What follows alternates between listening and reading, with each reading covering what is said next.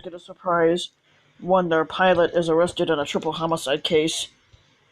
Travelers who made the trek to Louisville International Airport in Kentucky to board their flight said the scene resembled one from a movie. I don't know what movie they're talking about, but passengers told Fox affiliate W WDRB that when they heard their pilot had been arrested at the airport early Saturday, they assumed he had been drinking alcohol on the job. It was very tense, Francis Wise, a passenger, told the station. You could tell the employees knew something was going on. More than 3 years after triple homicide in a small Kentucky town, um, um, Christian Richard Martin, a pilot for subsidiary of American Airlines, was arrested in connection with the deaths. Authorities said Kentucky Attorney General Andy Beshear announced Saturday that Martin, 51, was indicted on a charge of murder in the deaths of Calvin and Pamela Phillips and Edward Dunn Serow, who were found dead in 2015 in Pembroke, Kentucky.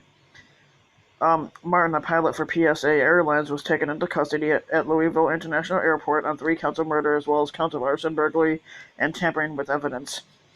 There will be many steps from here, Bashir told reporters, but he added the indictment illustrates that what can happen when you never stop seeking justice, when you never give up on a case.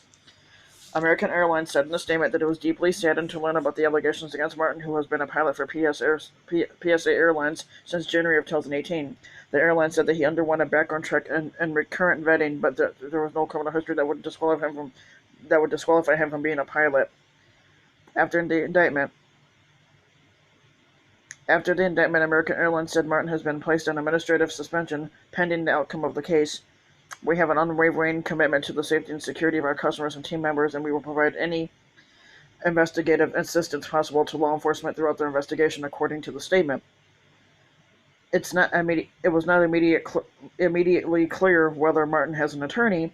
In November of 2015, Calvin Phillips was found dead of an apparent gunshot wound in his cellar in Pembroke, which is not far from the Tennessee border. Police said his wife Pamela and a neighbor, Don Rowe, were discovered dead in a nearby field inside Pamela's car, which had been burned.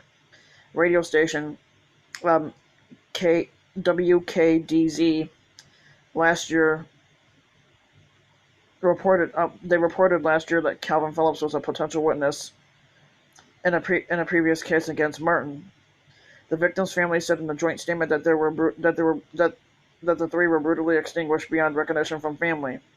Every day we are haunted by what was done to them, and haunted further that someone was still free to do as they wish beyond the civility of mankind or laws of our nation, they said in a statement which was released Saturday by the state attorney general's office. We are overwhelmed with this positive step towards resolution for people who we love dearly. Cal and Pam Phillips and Ed Donserow and the hundreds of friends, family, neighbors, and co-workers and others deeply affected by this brutal ending.